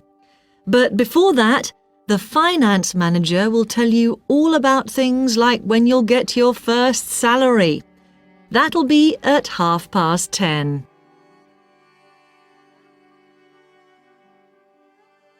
Hello, I'm Lindsay, and I'll be with you for the whole of today.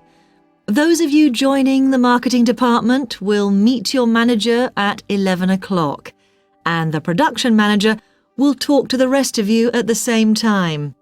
But before that, the finance manager will tell you all about things like when you'll get your first salary. That'll be at 10:30.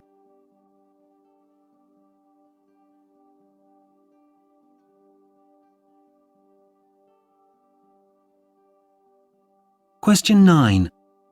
Why does the woman want to employ a temporary clerical assistant?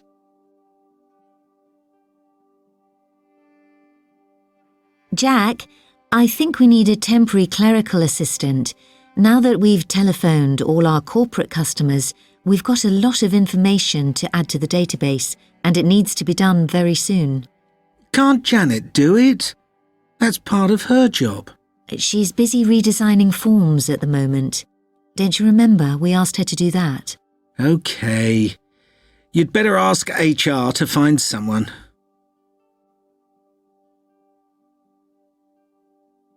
Jack, I think we need a temporary clerical assistant. Now that we've telephoned all our corporate customers, we've got a lot of information to add to the database, and it needs to be done very soon. Can't Janet do it? That's part of her job. She's busy redesigning forms at the moment. Don't you remember we asked her to do that? OK. You'd better ask HR to find someone.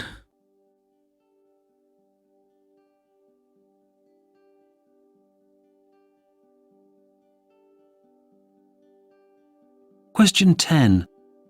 Why is the man phoning the woman?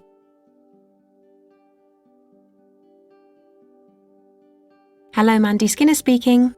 Hello, Mandy. I'm George Chambers from Newton Chemicals. I'm ringing about your job application. We need to have copies of your qualifications before we can shortlist candidates for interview. Could you scan them and email them to us? Oh, of course. Sorry, I forgot the job advert asked for them. I'll do that straight away.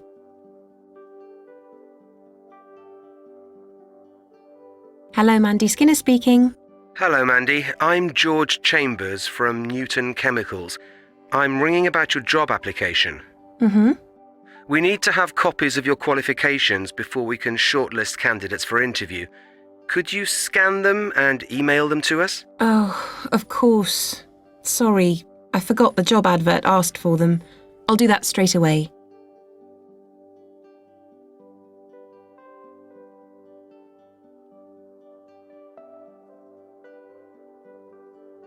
Listening Test Part 2. Exam Skills. Exercise 1.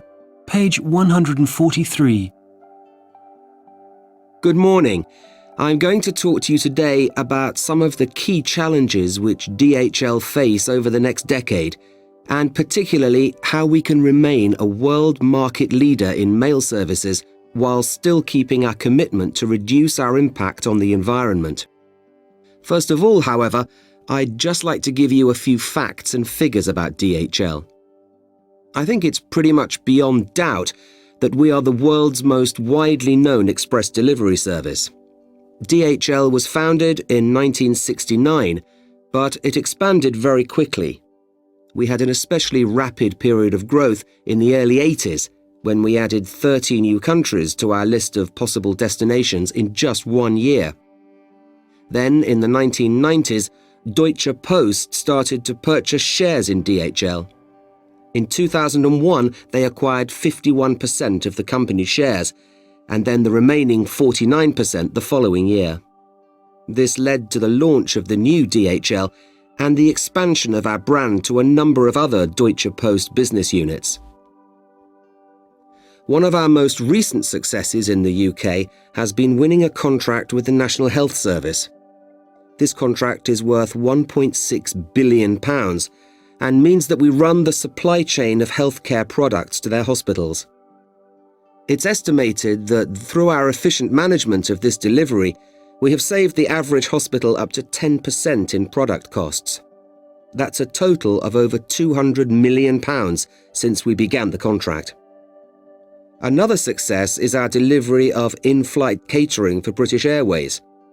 From the flight assembly centre to the airport terminals, we have 38 trucks going back and forth, delivering the catering to about 200 flights each day. I've no doubt these successes will continue and that there will be more to come. But looking at the decade ahead, we also face new challenges. Listening Test Part 2, Exam Skills, Exercise 2, page 143. I, A, R, E, S, C, J, G. Listening Test Part 2, Exam Skills, Exercise 3, page 143. 1. Can I have your name, please? Yes, it's Keith Caraballo. You spell that C-A-R-A-B-A-L-L-O.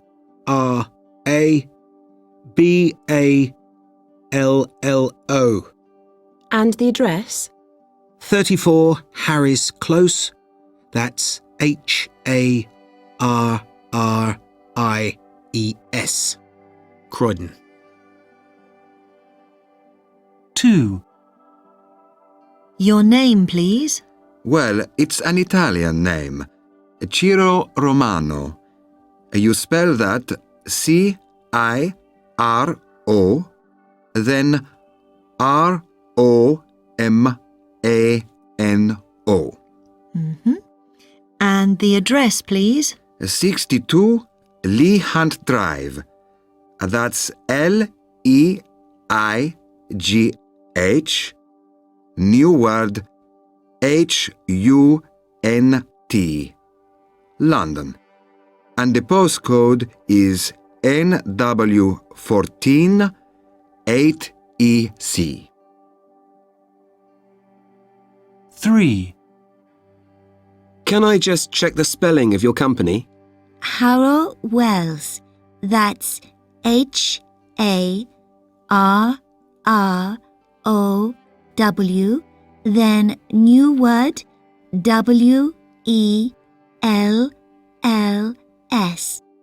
And what is the contact name for the order? You can use my name, Jaria Kroksamrang. That's J-A-R-I-Y-A,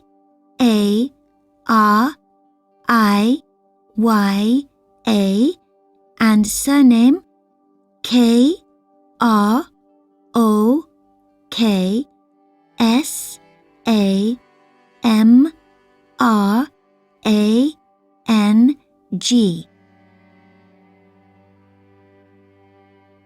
Listening Test Part 2, Exam Skills, Exercise 4, page 143. 1. Can I just check the phone number? The one I've got is 029 349 1552. No, I think it's better if you use my direct line. That's 349 1485. 2. What time is Mr. Fenton coming? He was going to catch the train that gets in at 10:30, but now he says he can't make it. He should be arriving at 12:45. 3. What discount did you agree on? Well, we finally fixed on 8%. They wanted 12% at first, but I said we couldn't accept that. I know we don't usually give more than 5%, but I think we're likely to get a lot more orders from them. 4. So, how many members of staff do you have in total? Well, the current figure is about 220. Sorry, I mean 320. We took on another 40 people or so this year. Listening test, part 2, exam practice, page 144. Part 2, questions 11 to 22. You will hear 3 conversations. Fill in the numbered spaces on the forms using the information you hear. You will hear each conversation once only. Conversation 1, questions 11 to 14. Look at the note below. You will hear a woman telephoning a toy manufacturer. You have 20 seconds to look at the note.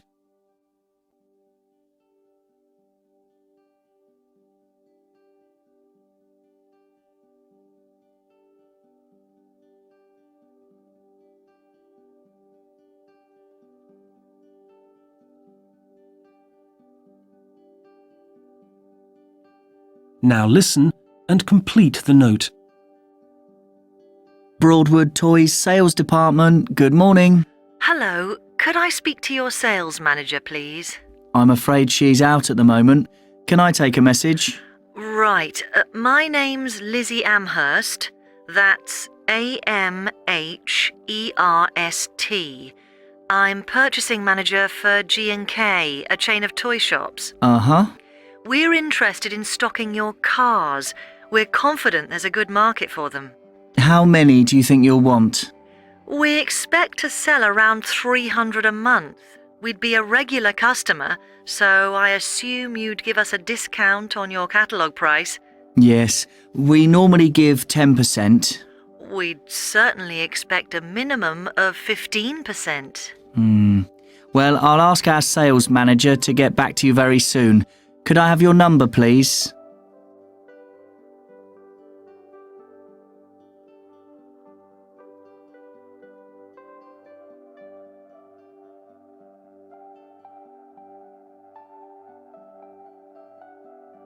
Conversation 2, questions 15 to 18. Look at the form below. You will hear a man leaving a voicemail message about a job vacancy. You have 20 seconds to look at the form.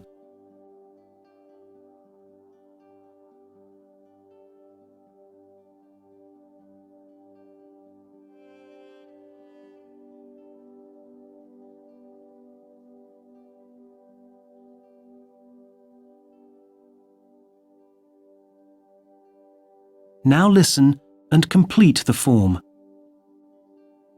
Hello, my name's Ben Sinclair. I'm calling to ask if you'd send me some information, please, about one of the jobs in the HR department that you're advertising at the moment. I'd like to apply for the post of training assistant, as that's something I'm very interested in, and I'd like to have a career in that area. I'm afraid I haven't got any relevant qualifications, but I'm willing to study to gain some. At the moment, I'm a reporter. To be honest, I don't really enjoy it. Although I haven't got any relevant work experience for this post, I think I'm quite good at working with people, and I know that's useful for this kind of work. My email address is...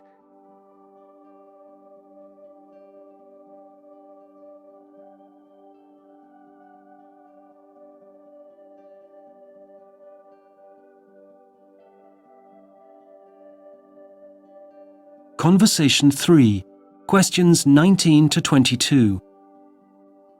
Look at the note below. You will hear a woman telephoning a colleague about an advertising campaign. You have 20 seconds to look at the note.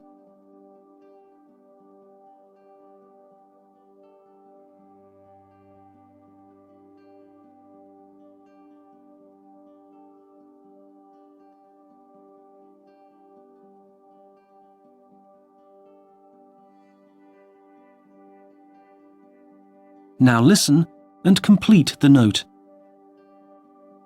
Hello, Duncan speaking. Hi, it's Helen. Could you start drafting a plan for our next advertising campaign, please? OK. Do we have a launch date for the campaign? It's October the 14th, so you've got plenty of time. Right. Remember, the main aim isn't to boost sales this time. The board wants to focus on increasing brand awareness among consumers. I see. I must bear that in mind. Exactly. Now, the first thing you should do is calculate a budget, then we'll get it agreed. Right. Oh, I think you should ask a few agencies to come up with ideas before we choose which one to use. OK.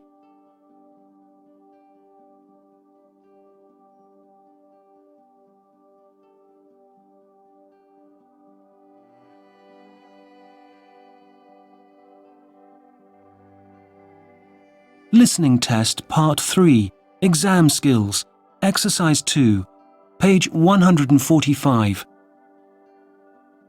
Hello, Karen. I'm just phoning to let you know that James is free on Wednesday, so it's all going ahead as planned. I'm going to meet him after work, and then we'll make our way to the bar at the Magenta Hotel. James will bring the designs with him so we can look over them there and hopefully make a final decision. So I'll see you in the Magenta at 8 o'clock as we agreed. Listening test part 3, exam skills, exercise 3, page 145. 1. He looked good on paper, but when I met him, I got the impression that he was really only there for the experience of the interview. The job wouldn't really be a career progression for him, and it was difficult to see why he had applied. 2. I would like to offer him the job, but my main worry is whether he would stay very long. The job he had before he was made redundant carried much more responsibility. He has a diploma and has completed a lot of extra training as well. He seemed keen at interview, but I think he would feel frustrated at not being able to apply all that knowledge here. 3. I'm afraid what he put on his CV was a bit misleading. I checked the job description with his employer, and his current post is quite different from this. We really need someone who's already familiar with this type of work and can go into it from the first day, not someone who will need to train. Listening test part 3, exam practice, page 146. Part 3, section 1, questions 23 to 27. You will hear 5 people talking about why they applied to work for their current employer. As you listen, decide which reason each speaker gives. Choose your answer from the list A to I and write the correct letter in the space provided. You will hear the 5 pieces once only. You have 20 seconds to read the list A to I.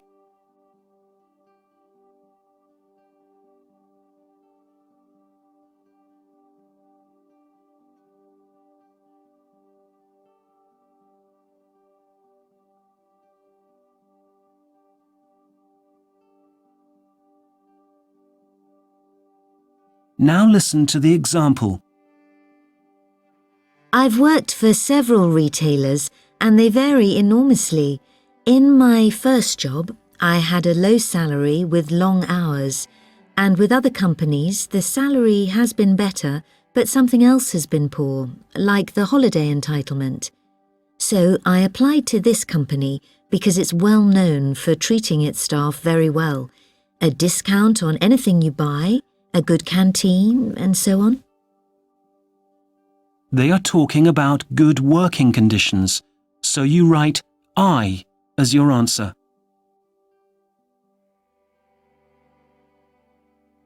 Question 23. Person 1.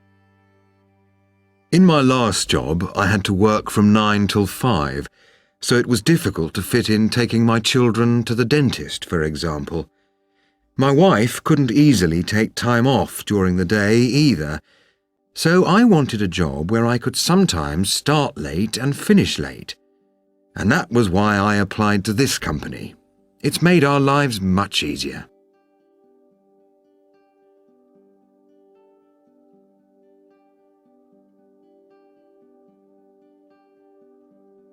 Question 24. Person 2. The main reason I applied to the company was that they produce really cutting-edge products. They're among the best-known pharmaceutical firms in the world, and they're very well respected for the quality of both their research and the drugs they produce. A lot of people applied, so I was delighted when they offered me the job. And I've been involved in some very exciting projects.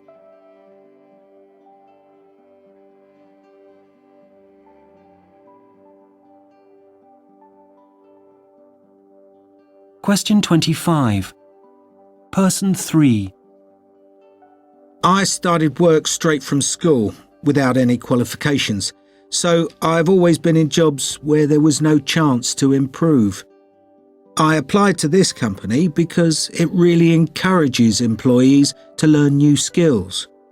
It offers a lot of internal courses and pays half the fees if anyone wants to study part-time at college. I think that's brilliant.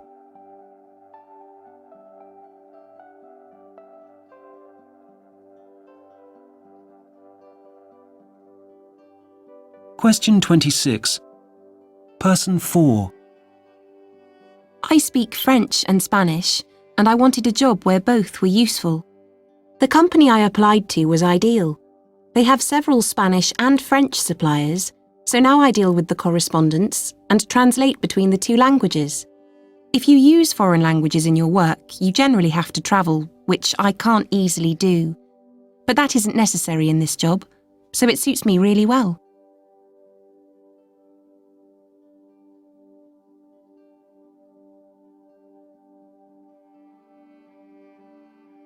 Question 27. Person 5.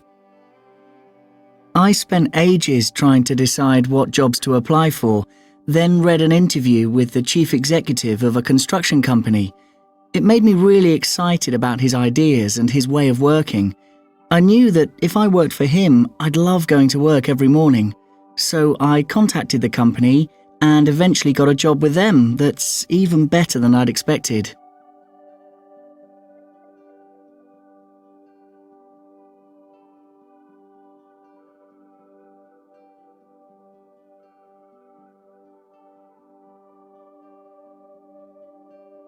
Part 3, Section 2, questions 28 to 32. You will hear 5 people. As you listen, decide what each speaker is doing. Choose your answer from the list A to I and write the correct letter in the space provided. You will hear the 5 pieces once only. You have 20 seconds to read the list A to I.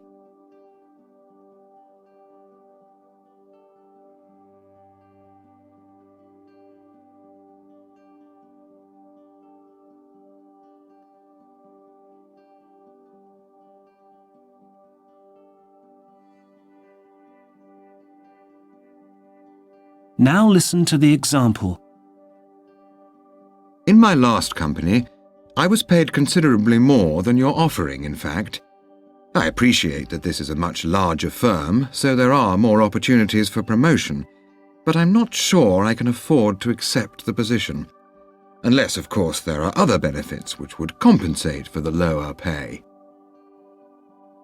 They are negotiating their salary, so you write I as your answer.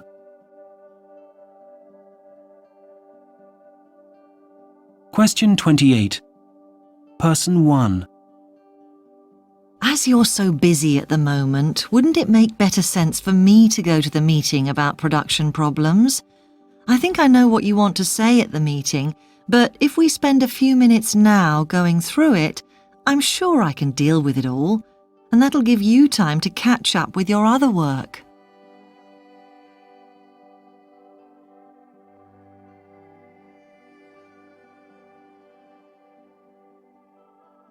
Question 29. Person 2. There are clearly some problems with the way the project is organised at the moment. You have to wait for long periods while I'm processing figures, and I've got so much data coming in that I can't keep on top of it. So the solution seems to me that if you take over processing some of the data, say the figures from the overseas offices, will be much more efficient.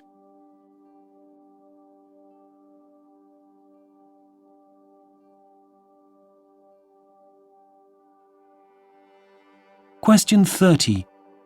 Person 3. I've heard from several potential customers who weren't sent the information they asked for, and they're quite angry. We simply can't afford to risk losing business like that. So we need to set up a system of daily checks to make sure all inquiries have been dealt with, and if they haven't, they need to be prioritised for the next day.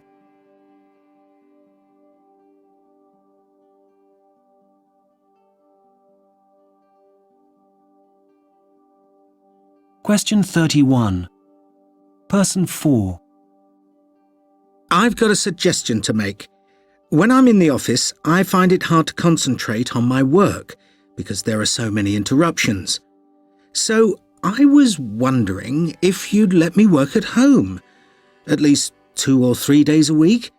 I'm sure I could achieve a lot more, and it would be a much more efficient use of my time.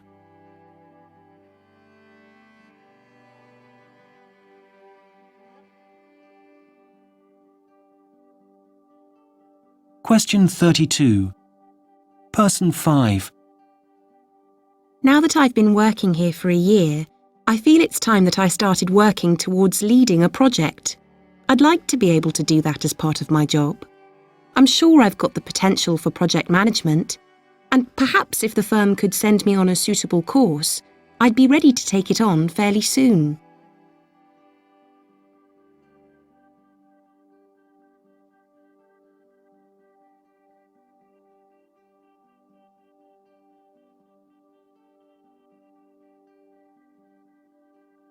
Speaking Test Part 1. Exam Skills. Exercise 2. Page 169. Where are you from? What work do you do? What do you like about your job? Now, I'm going to ask some questions about your place of work. Do you have a comfortable office at work? Is it important for you to have your own office? And would you like to have a bigger office? Speaking Test Part 2. Exam Skills. Exercise 1C. Page 171.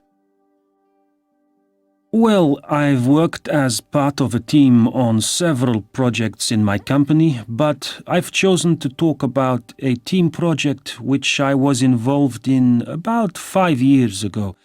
There were 5 of us in the team. We didn't all know each other at first, but of course we all got to know each other much better while we worked on the project. The team was set up because the company was planning to open a new engineering plant. Our responsibility was to design the site and to get the right machinery. We had some problems with the project for two reasons. Firstly, two of us disagreed about how the site should be laid out, so it wasn't always easy to keep the team together. Secondly, finding the machinery was difficult, so the date for the opening of the new plant had to be delayed. However, we achieved our goal in the end, and the new plant opened about a year later.